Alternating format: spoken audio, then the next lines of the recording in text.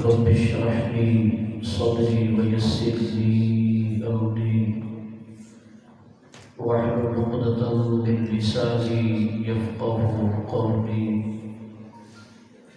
الحمد لله رب العالمين، والصلاة والسلام على سيد الأنبياء والمرسلين وعلى آله وأصحابه أجمعين، أما بعد، فأعوذ بالله من الشيطان الرجيم. بسم الله الرحمن الرحيم. أنزل من السماء ماء فسالت أودية بقدرها فاحتمل السيل زبدا رابيا. آمنت بالله صدق الله العظيم. مولاي صل وسلم دائما أبدا على حبيبك خير الخلق كلهم، هو الحبيب الذي ترجى شفاعته لكل هول من الأهوال مقتحم، منزه عن شريك في محاسنه، فجوهر الحسن فيه غير منقسم. يا رب بالمصطفى بلغ مقاصدنا واغفر لنا ما مضى يا واسع الكرم. الصلاة والسلام عليك يا سيدي يا رسول الله. الصلاة والسلام عليك يا سيدي يا حبيب الله. الصلاة والسلام عليك يا سيدي يا رحمة للعالمين، وعلى آلك وأصحابك يا سيدي يا خاتم النبيين. برکت محفل جملہ حفاظ کرام، قرآن حضرات، علماء اہل سنت، بالخصوص فاضل محتشم برادر مکرم حضرت علامہ مولانا قاری محمد اقبال سلطانی صاحب دامت برکاتہ العالیہ، دیگر برادران اسلام، حمد و صلاۃ و سلام کے بعد اللہ وحدہ لا شریک کے فضل و کرم اور حضور نبی کے پاک صاحب دولت صلی اللہ تعالی علیہ وآلہ وسلم کی نظر عنایت کے طفیل اس بابرکت اور باسعادت رحمت والی رات میں عظیم الشان سالانہ عظمت قرآن اور جلسہ دستار فضیلت میں حاضری کی سعادت حاصل ہو رہی ہے۔ رب ذوالجلال منتظمین کے انتظام، معاونین کی معاونت، آپ سب حضرات کی تشریف آوری اور بندہ ناچیز کی حضری کو اپنی بارگاہ میں شرف قبولیت عطا فرمائے، اور رب ذوالجلال آج کی اس بابرکت اور باسعادت رات کے فیوز و برکات ہم سب کو اور پورے عالم اسلام کو نصیب فرمائے، اور رب ذوالجلال رحمت والی اس رات کے صدقے عالم دنیا میں جہاں کہیں بھی مظلوم مسلمان ہیں، بالخصوص فلسطین غزہ کے مظلوم مسلمانوں کی رب ذوالجلال غیبی مدد فرمائے اور مسلم امہ کے حکمرانوں کو جذبہ جہاد غیرت و حمیت نصیب فرمائے۔ جو کلمات طیبات میں نے پڑھنے کی سعادت حاصل کی ہے، ان میں رب الجلال نے حق اور باطل کی مثال بیان فرمائی ہے۔ اس آیت کریمہ میں پانی کا ذکر ہے، وادیوں کا ذکر، پھر پانی کی سطح پہ جو جھاگ ابھرتی ہے اس جھاگ کا تذکرہ، پھر پانی کی تیزی سے جھاگ کا ختم ہونا اور اصل فائدہ مند پانی کا برقرار رہنا، ان چیزوں کا ذکر خیر ہے۔ رب الجلال نے ارشاد فرمایا کہ انزل من السماء ماء، رب الجلال نے آسمان سے پانی نازل فرمایا تو اس پانی سے وادیاں اپنی اپنی وسعت کے مطابق بہہ پڑی، رواں دواں ہوئی۔ فاحتمل السیل زبدا رابیا، اور اس پانی کے اوپر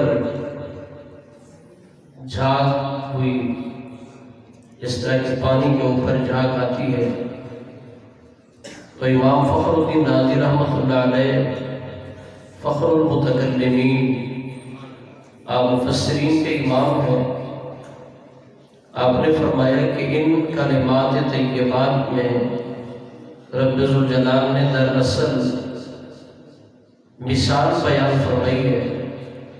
فرمایا اس آیت کریمہ میں پانی سے مراد اللہ تبارک و تعالیٰ کا پاک کلام قرآن مجید فرقان حمید ہے، کہ جس طرح پانی کو رب الجلال نے آسمان سے نازل فرمایا تو اس پانی سے تشبیہ قرآن کریم کو میں آسمانوں سے قرآن کریم کو نازل فرمایا، اور پھر اودیہ یہ وادی کی جمع ہے، اور اس وادی سے مراد اہل ایمان کے دل ہیں۔ جس طرح پانی وادی میں جمع ہوتا ہے، اسی طرح جو اللہ تعالیٰ کا پاک قرآن ہے، اس قرآن کا مرکز اور محور صاحب ایمان کا دل ہے۔ اور پھر عالم دنیا میں مختلف قسم کے شکوک و شبہات، جس طرح کہ پیارے محبوب کریم علیہ تحیت و تسلیم کے دور مبارک میں یہ فتنہ کھڑا ہوا کہ قرآن اللہ کا کلام ہی نہیں ہے بلکہ یہ بشر کا کلام ہے۔ اس فتنے کو، باطل کو رب الجلال نے جھاگ کے ساتھ تشبیہ دی۔ جس طرح پانی کے اوپر جھاگ آتی ہے، ان کے ہوتے ہیں لیکن وہ برقرار نہیں رہتے۔ جب پانی اپنی جولانی میں آتا ہے، اپنے بہاؤ میں آتا ہے، تو وہ جھاگ اور تنکے ایک طرف پھینک کر پانی اپنی منزل کی طرف رواں دواں ہوتا ہے۔ تو امام رازی رحمۃ اللہ علیہ فرماتے ہیں کہ جھاگ سے مراد باطل ہے، اور پانی کے بہاؤ سے مراد یہ اللہ تبارک و تعالیٰ کے بندہ مومن جو صاحب علم ہے، یہ اس کے علم کی جولانی ہے۔ کہ اللہ تبارک و تعالیٰ عالم دین کے ذریعے حق کو باطل سے دور کر دیتا ہے، باطل کو جدا فرما دیتا ہے اور حق کو جدا فرما دیتا ہے۔ یعنی ہر زمانے میں جب قرآن کریم کے متعلق شکوک و شبہات، اسلام کے متعلق شکوک و شبہات، یا قرآن مجید فرقان حمید کے ترجمے کے اندر غلط بیانی، یا قرآن کریم کی تفسیر میں غلط بیانی جب بھی کوئی کرتا ہے، تو اللہ تبارک و تعالیٰ نے ہر زمانے میں پیارے محبوب کی امت میں قرآن کریم خادمین ایسے پیدا فرما دیے کہ جو حق بیان کر کے اس باطل کو بھگا دیتے ہیں، اور پھر قرآن کریم کا جو اصل ترجمہ ہے، جو اصل تفسیر ہے، جو نبی پاک نے اپنے غلاموں کو عطا فرمائی، وہ لوگوں کے سامنے کما حق کو بیان فرما دیتے ہیں۔ اب اس تشبیہ کے اندر بڑے راز ہیں کہ رب ذوالجلال نے قرآن کریم کو پانی کے ساتھ تشبیہ دی۔ اس کے اندر حکمت یہ ہے کہ جس طرح آسمان سے برسنے والی بارش کا ایک ایک قطرہ وہ رحمت ہی رحمت ہے، ایک ایک قطرہ طیب اور طاہر ہے۔ آسمان سے برسنے والی بارش پلید نہیں ہوتی۔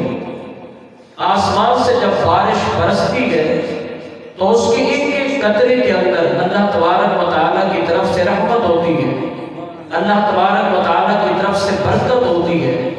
اور جب آسمان سے بارش برستی ہے تو بارش یہ نہیں دیکھتی کہ یہ اچھا ہے اور یہ برا ہے، اس جگہ پہ گلاب کے پھول ہے اور یہ گندگی کا ڈھیر ہے۔ اللہ تبارک و تعالیٰ کی جب آسمان سے بارش آتی ہے، پانی نازل ہوتا ہے، تو پانی ہر جگہ پہ برستا ہے، ہر خاص و عام کے لیے ہوتا ہے۔ تو فرمایا ایک تشبیہ کی وجہ یہ ہے کہ اللہ تعالیٰ کا پاک قرآن ہدی للناس، رب ذوالجلال نے پوری انسانیت کے لیے قرآن کریم کو ہدایت بنا کر بھیجا ہے۔ قرآن کریم کے ایک ایک لفظ میں برکت، ایک ایک حرف میں برکت۔ قرآن کریم کے اگر کوئی ظاہر کو پڑھے تب بھی برکات، اگر کوئی آدمی قرآن کریم کے باطنی علوم کو پڑھے، اسرار و رموز کو پڑھے، تب بھی فیوز و برکات۔ اور اللہ تبارک و تعالیٰ کا پاک قرآن یہ نہیں دیکھتا کہ میرا پڑھنے والا کون ہے، اس کی قومیت کیا ہے، کاسٹ کیا ہے، قبیلہ کیا ہے، امیر ہے یا غریب ہے۔ اللہ تبارک و تعالیٰ کا پاک قرآن چونکہ کتاب رحمت ہے، ہو سکتا ہے کہ امیر کے بیٹے کو سورۃ فاتحہ نہ آتی ہو، لیکن غریب کا بیٹا اس قرآن کا حافظ بھی بن جاتا ہے اور عالم دین بھی بن جاتا ہے۔ یہ اللہ تبارک و تعالیٰ کے پاک قرآن کا فیض ہے۔ قرآن مجید فرقان حمید یہ آسمان سے برسنے والی بارش کی طرح ہے۔ جس طرح بارش ہر جگہ کو سیراب کرتی ہے، تو قرآن مجید فرقان حمید چونکہ نبی پاک کی وراثت ہے، اور یہ وراثت تمام کلموں کو امت کے لیے ہے۔ اس وراثت کے اندر کسی کا کوئی امتیاز نہیں، نہ امیر کا امتیاز، نہ غریب کا، نہ کسی کاسٹ اور قبیلے کا۔ اسی وجہ سے کسی مدرسے کے اندر آپ جائیں، رجسٹر کے اندر کوئی ایسا خانہ نہیں ہوگا کہ جہاں لکھا ہو کہ اس قوم والے بچوں کو ہم نے قبول کرنا ہے، اور اگر یہ قوم ہوئی، یہ قبیلہ ہوا تو ہم بچے کو داخل نہیں کریں گے۔ بالکل ہی نہیں، کاسٹ اور قبیلے کا اس سے کوئی تعلق نہیں۔ یہ اللہ تبارک و تعالیٰ کا پاک کلام ہے، اور اللہ تعالیٰ فرماتے ہیں ثم اورثنا الکتاب الذین اصطفینا من عبادنا، فرمایا ہم اپنے بندوں میں سے جن کو چن لیتے ہیں ان کو اپنی پاک کتاب قرآن کریم کا وارث بنا دیتے ہیں۔ اور پھر دوسری وجہ تشبیہ،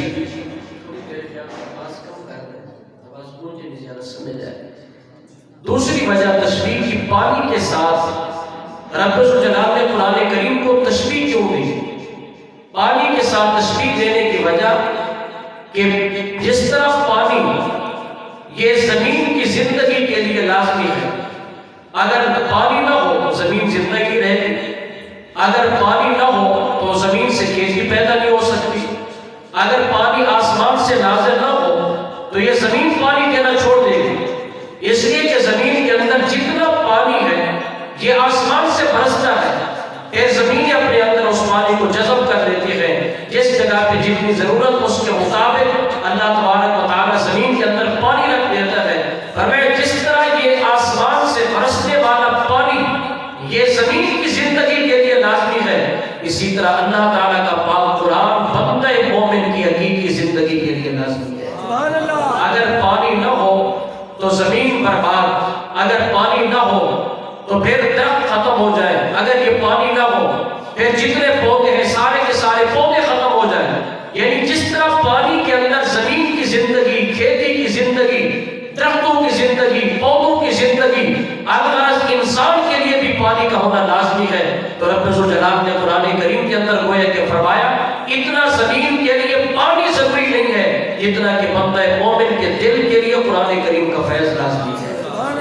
اگر قرآن مجید فرقان حمید کا فیض نہیں ہے بندہ مومن کے پاس تو گویا کہ بنجر زمین ہے، گویا کہ مردہ زمین ہے، وہ دل مردہ، وہ انسان بھی مردہ۔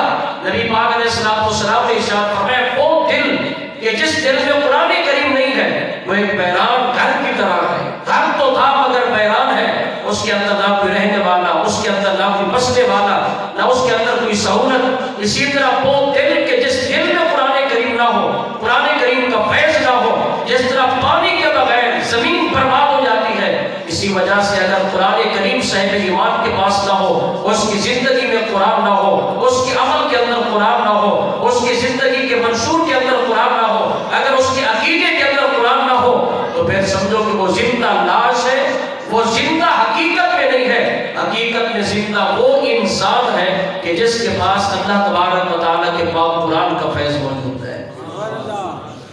پھر آگے جو فرمایا کہ آسمان سے پانی نازل ہوا، فسالت اودیۃ بقدرھا، وادیوں کے اندر پانی جمع ہوتا ہے، وادی کے پہاڑوں کے درمیان والی جگہ یا ہموار زمین کے درمیان کوئی ایسی جگہ کہ جس جگہ میں پانی جمع ہوتا ہے اس کو وادی کہتے ہیں۔ امام راضی رحمۃ اللہ علیہ فرماتے ہیں کہ وادی سے مراد بندہ مومن کا دل ہے۔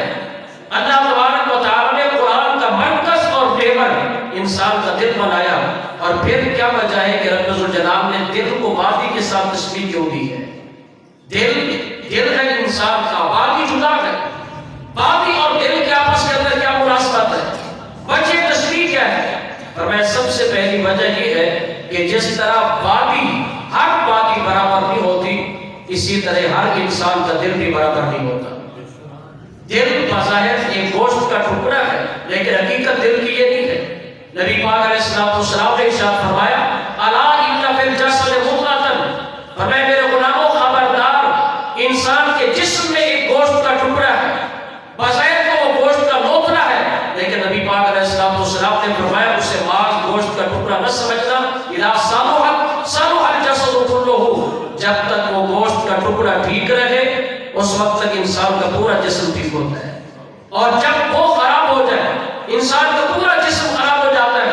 نبی پاک علیہ السلام نے فرمایا الا وہی القلب، خبردار میرے غلاموں، وہ گوشت کا ٹکڑا انسان کا دل ہے، اس دل کو ماس گوشت کا ٹکڑا نہ سمجھنا، بلکہ نبی پاک نے شریعت کو بھی بند کر دیا اسی اپنے فرمان میں، اور دل کو بھی، میڈیکل کو بھی اس کے اندر بند فرما دیا۔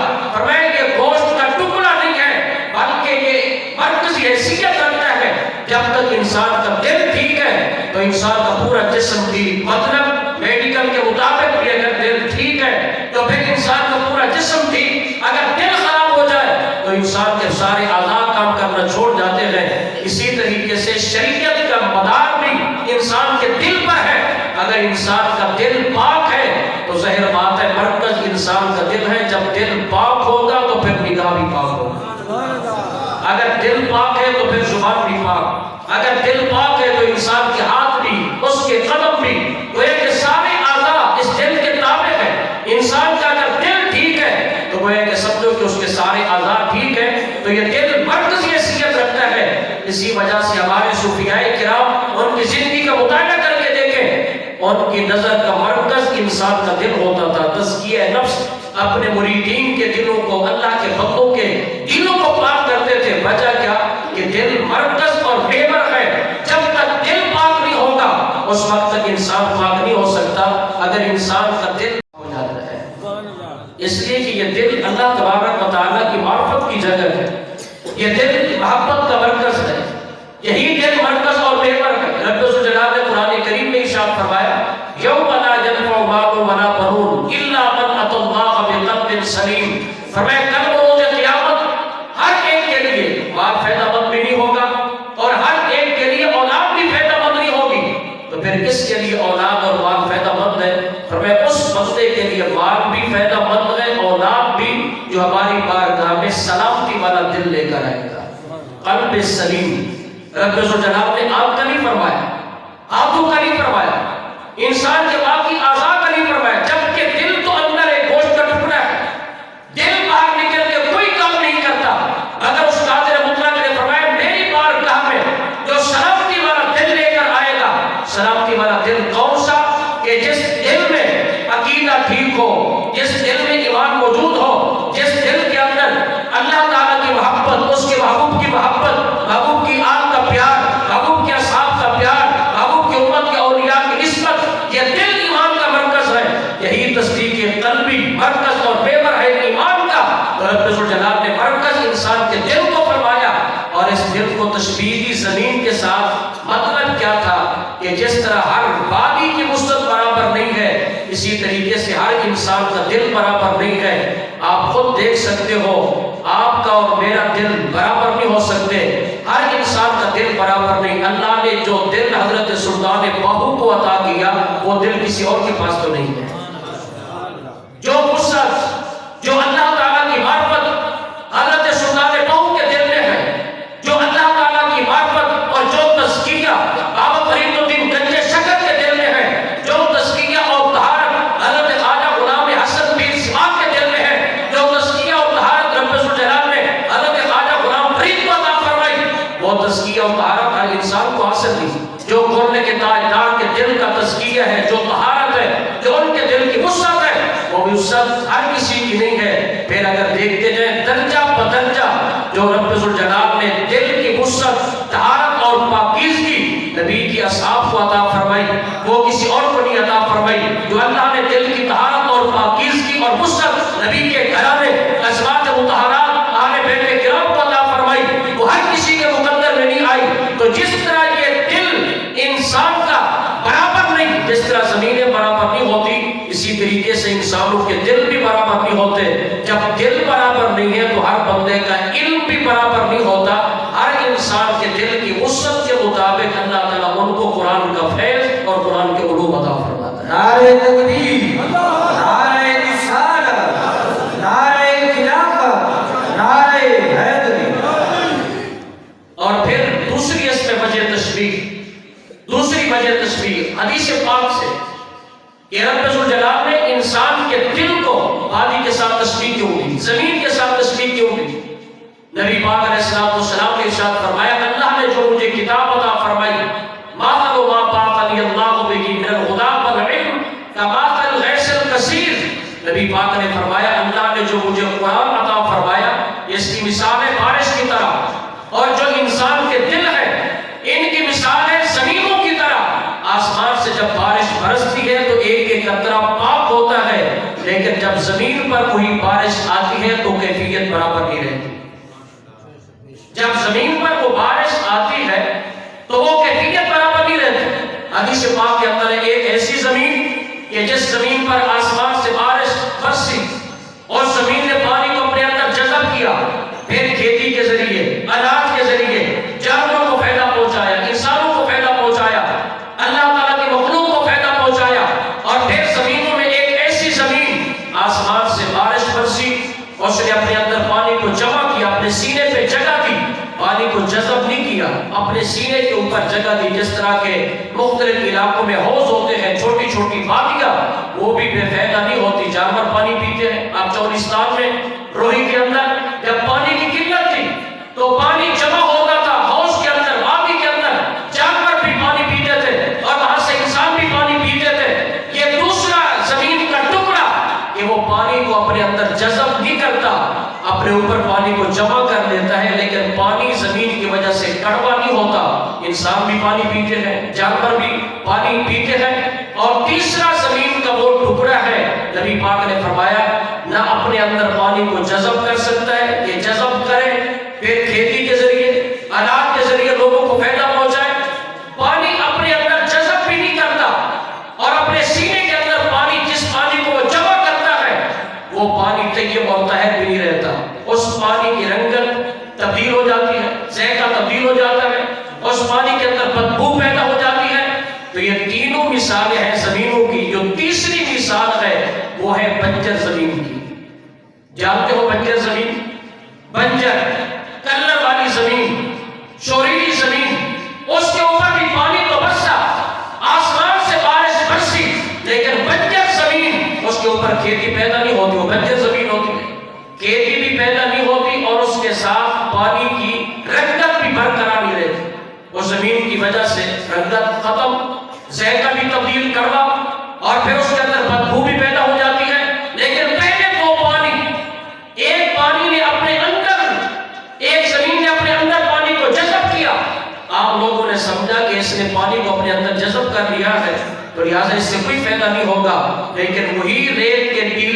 کہ جنہوں نے پانی کو جذب کیا اللہ تبارک و تعالیٰ کی عطا کردہ توفیق سے اس ٹیلے نے اللہ کے بندوں کو اناج مہیا کر دیا۔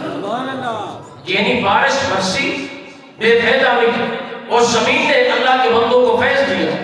دوسری زمین اس نے پانی کو اپنے اندر جذب نہیں کیا، سینے کے اوپر جگہ دی، لیکن اس سے بھی بندے فیض یاب ہوئے۔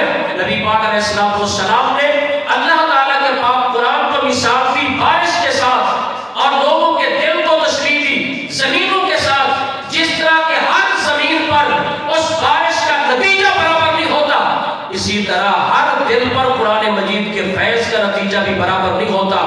جس طرح زمین میں فرق ہے، اسی طریقے سے ہر دل میں فرق ہے۔ اور دل سے کیا مراد؟ اللہ تبارک و تعالیٰ اس دل میں قرآن کریم کا فیض عطا فرماتا ہے کہ جو دل بنجر نہ ہو، بلکہ اس دل میں اللہ کے قرآن کا فیض آتا ہے کہ جس دل کے اندر طہارت بھی ہو اور جس دل کے اندر پاکیزگی بھی ہو۔ پھر اس سے مراد کیا ہے؟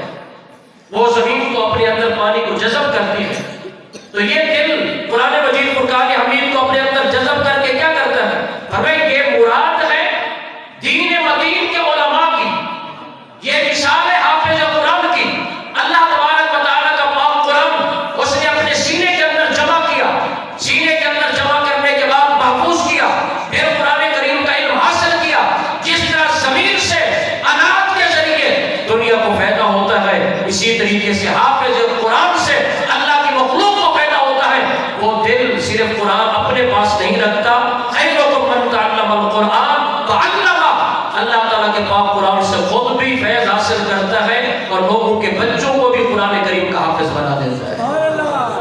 جب اس زمین اس دل والے کے پاس جب بچے پڑھنے کے لیے آتے ہیں، اس دل میں قرآن ہے، قرآن کریم کا فیض ہے، آگے یہ قرآن کریم کا فیض تقسیم کرتا ہے۔ اگر یہ عالم دین ہے، قرآن کریم کا ترجمہ، قرآن کریم کی تفسیر، قرآن کریم کے علوم، قرآن کریم کے معارف آگے اللہ تعالیٰ کے بندوں تک پہنچاتا ہے، تو یہ ہے قرآن کریم کے اندر عظمت اور شان۔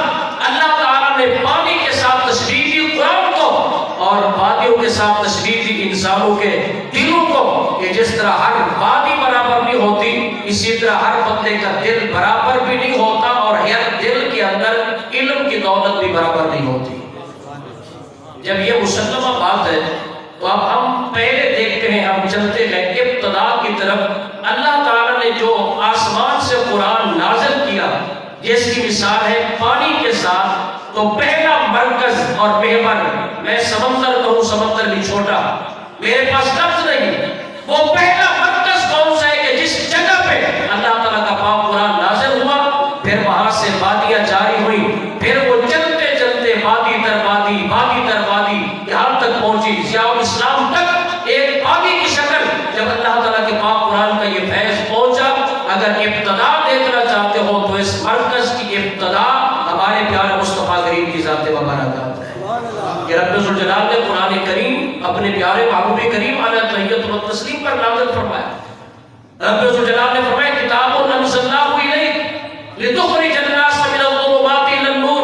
ایک اور مقام پہ فرمایا یتلو علیہم آیاتہ ویزکیہم ویعلمہم الکتاب والحکمہ، اور مقام پہ فرمایا لتبین للناس۔ رب ذوالجلال نے فرمایا محبوب ہم نے آپ کو قرآن عطا کیا تاکہ اس قرآن کریم کی برکت سے آپ لوگوں کو گمراہی کے اندھیروں سے نکال کر نور ہدایت کی طرف لے آئے۔ قرآن آپ کے پاس ہے، آپ قرآن کریم کے ذریعے ان لوگوں کو گمراہی سے نکالیں، ظلمت سے نکالیں، ان کو نور ہدایت عطا فرمائے۔ اور پھر یہ قرآن کریم یتلو علیہم آیاتہ، منصب نبوت، آپ اپنے غلاموں پر قرآن کریم کی تلاوت فرمائیں، ویزکیہم، اپنے غلاموں کے دلوں کو پاک فرمائے، ویعلمہم الکتاب والحکمہ، آپ اپنے غلاموں کو کتاب اور حکمت کی تعلیم عطا فرمائے۔ اللہ تبارک و تعالیٰ نے قرآن اپنے پیارے مصطفیٰ کریم کو عطا فرمایا، تو یہ مرکز ہے ذات مصطفیٰ۔ اب ذات مصطفیٰ نے جب قرآن کریم کا فیض عطا کیا، آگے تقسیم کیا، تو پھر نبی پاک کے سامنے بیٹھنے والے جو تھے اپنی اپنی وسعت کے مطابق وہاں سے وادیاں جاری ہوتی۔ اگر ان وادیوں کو، اگر ان دلوں کو جاننا چاہتے ہو تو وہ ذوات مقدسہ ہیں حضرات اہل بیت اور اصحاب رسول کی، جنہوں نے نبی پاک علیہ السلام کے سامنے بیٹھ کر قرآن کریم کا فیض حاصل کیا۔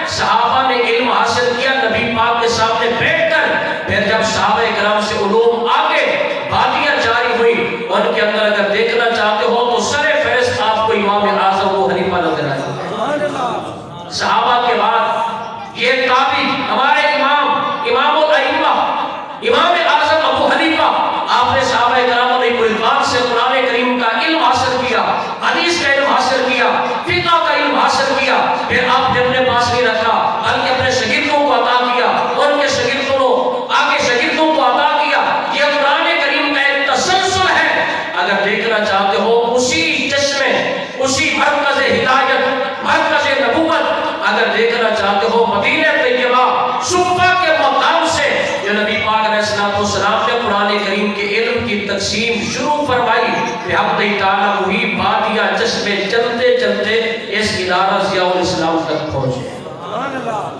یہ ایک تسلسل ہے، یہ کھینچا تانی کر کے یہ بات بنانے والی نہیں ہے اور نہ ہی مجھے کتابت آتی ہے. یہ ایک تسلسل ہے. اگر آپ تسلسل دیکھنا چاہیں تو قاری محمد اقبال صاحب نے قرآن کریم اپنے استاد سے پڑھا، ان کے استاد نے اپنے استاد سے پڑھا، ان کے استاد نے پھر اپنے استاد سے پڑھا، پھر انہوں نے اپنے استاد سے پڑھا.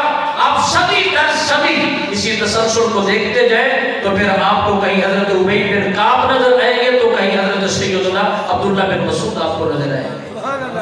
یہ قرآن کریم کا جو فیض ہے اس کا مرکز اور محور ذات مصطفیٰ ہے.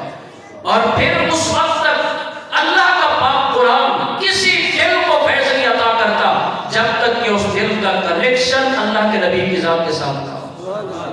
اس واسطے کہ جس کا مرکز کے ساتھ تعلق ہی نہ ہو وہ تو نہر ختم ہو جاتی ہے. اگر ایک نہر کا، ایک ندی کا، ایک نالے کا اگر کنیکشن مرکز کے ساتھ ختم ہو جائے پھر کیا اس نہر کے اندر پانی آئے گا؟ اس ندی کے اندر پانی آئے گا؟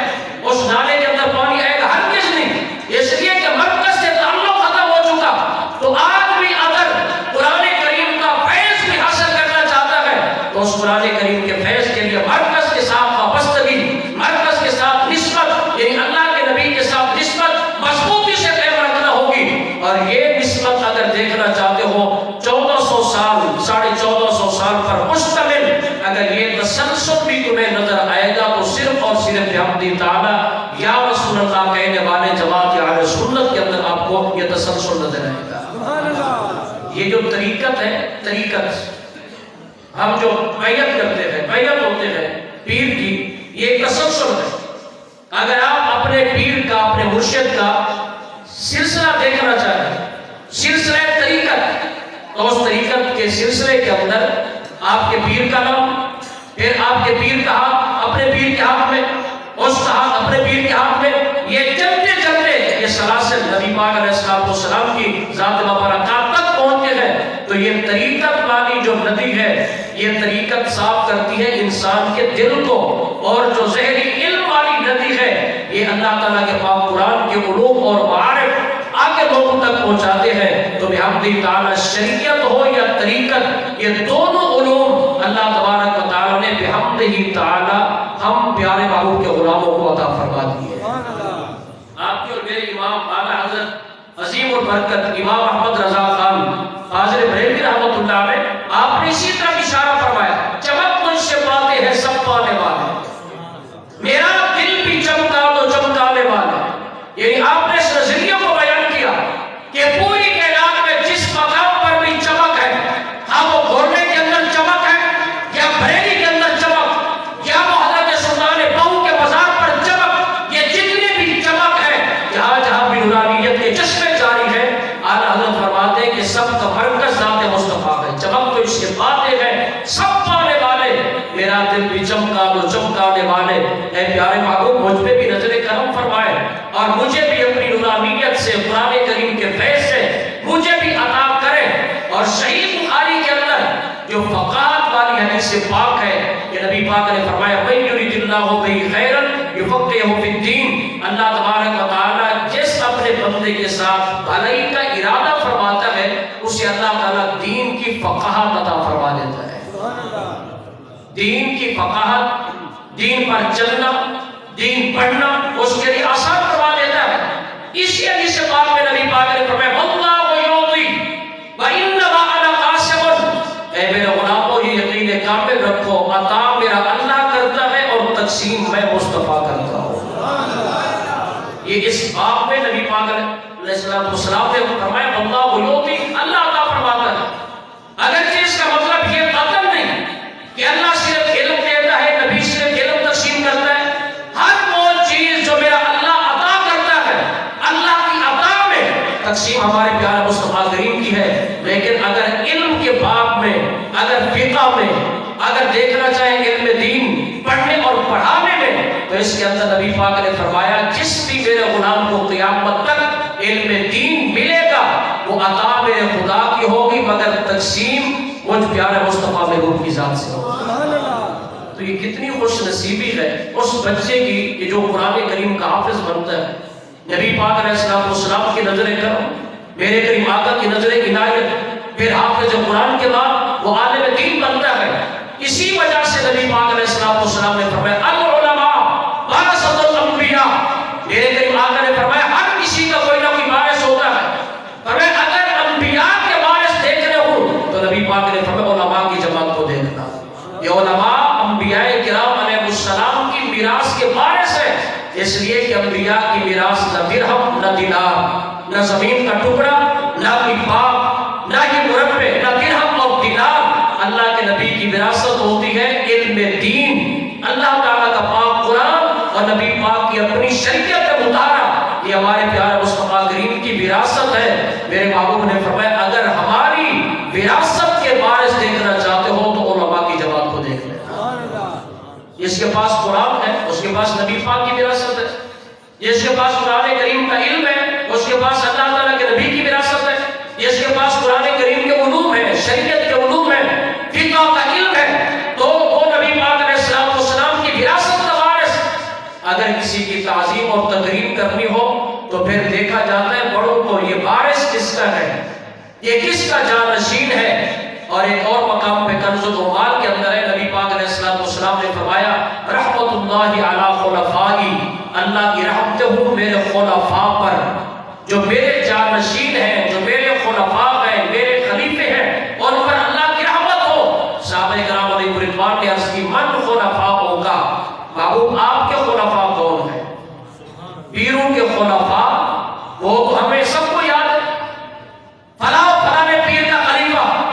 میرے کئی آقا نے فرمایا اللہ کی رحمت ہے میرے خلفاء پر. صحابہ کرام نے عرض کی محبوب آپ کے خلفاء کون ہیں؟